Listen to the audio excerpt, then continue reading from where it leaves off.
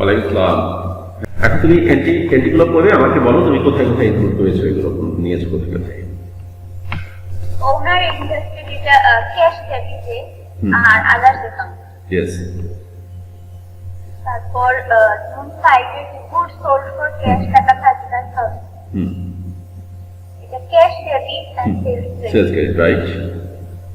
24,000 টাকা নিতে হবে ক্যাশ। চেকের অ্যামাউন্টটাকে ক্যাশের মধ্যে ইনক্লুড করে নিতে হবে। Cash debit. জি জি জি জি জি। চেকে আছে 14,000, ডেটাস অ্যাকাউন্টে 25,000 এন্ড ডিসকাউন্টে 1,000।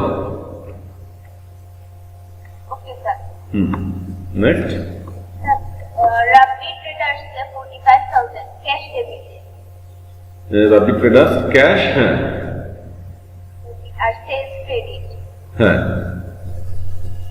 তারপর লোন ক্যাশ ডেবিটে 50,000। লোন ক্যাশ ডেবিট, হ্যাঁ 50,000 আর আদার্স অ্যাকাউন্টে 50,000। ইয়েস। নেক্সট। তারপর মনি ট্রেডার্সের ক্যাশ ডেবিটে 19,500। হ্যাঁ। আর ডিসকাউন্ট 500। ইয়েস। ডেপ্টর্স অ্যাকাউন্টে 19,500। No no 20,000। 20,000। হ্যাঁ। আচ্ছা, আমার কাছে যেটা মনে হচ্ছে যে এখানে তোমাকে বুঝতে একটু প্রবলেম হচ্ছে, আমি এটা তোমাকে বলছি একটু ভালোভাবে বুঝো। তুমি ধরে নাও এটা তুমি ক্যাশ রিসিট জার্নাল মেক করছো না, তুমি এটাকে একটা জেনারেল জার্নাল করছো। এখন তুমি বলো জেনারেল জার্নালটা কি হবে? একটা জেনারেল জার্নাল করবো এটা দিয়ে। কীর্তিশা, বুঝতে প্রবলেম হচ্ছে? আমি কি হেল্প করবো? ওকে। তো জেনারেল জার্নাল হচ্ছে আমাদের কোনটা জানো? 25। হ্যাঁ, জেনারেল জার্নাল হচ্ছে আমাদের cash amount 19,500, discount amount 5,000, sorry 500, and debtors account credit, অর্থাৎ cash debit, discount debit and debtors account credit. তো আমরা ডেবিটে আমাদের দুইটা হয়েছে ক্যাশ অ্যান্ড ডিসকাউন্ট, তাহলে ক্যাশ অ্যান্ড ডিসকাউন্ট দুইটাকে আমরা অ্যাড করব, অ্যাড করে আমরা ক্রেডিটে আমরা লিখে ফেলবো ডেটাস অ্যাকাউন্টে, আমাদের ক্রেডিট লিখবো আমরা 20,000।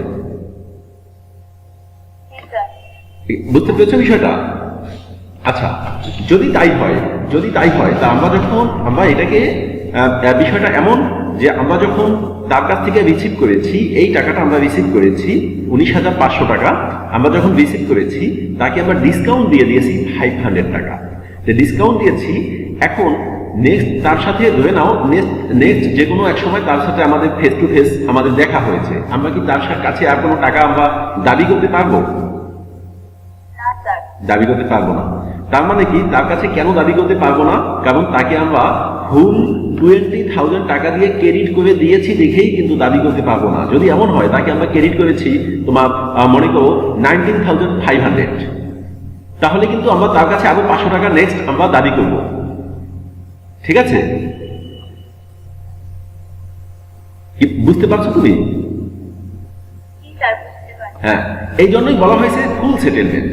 ফুল সেটেলমেন্টকে আমরা বলা মানে এটা কি, যে আমরা তাকে আমরা ফুল অ্যামাউন্ট দিয়ে যখন ক্রেডিট করে দেব তখন তার সাথে আমাদের নেক্সট আর কোনো লেনদেন আর কোনো ট্রানজ্যাকশন আমাদের নেই, ট্রানজ্যাকশন এখানে ফিনিশ।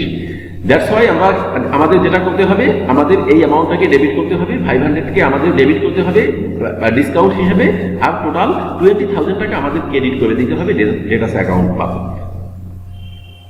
এখানে কি আর কোনো কোশ্চেন আছে? ওকে, থ্যাঙ্কস। হ্যাঁ allowed interest. হ্যাঁ, আদার্স অ্যাকাউন্ট, রাইট।